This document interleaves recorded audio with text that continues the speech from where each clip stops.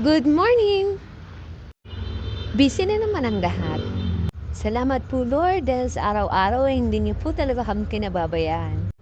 Salamat po sa lahat ng customer na binibigay niyo sa amin.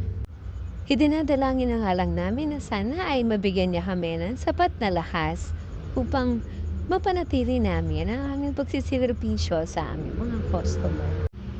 Dahil ang tanging may bibigay lang naman namin sa kanila ay ang aming good service at ang murang produkto.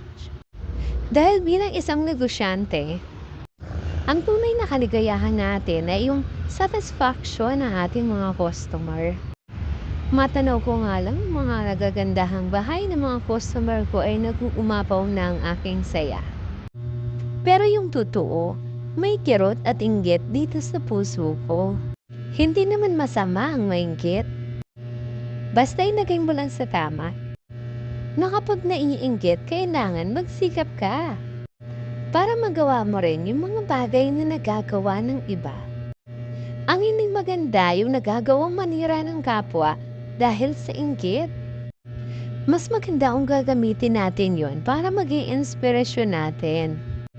Mas masarap ang pag-unlad kapag wala kang naaapakang iba.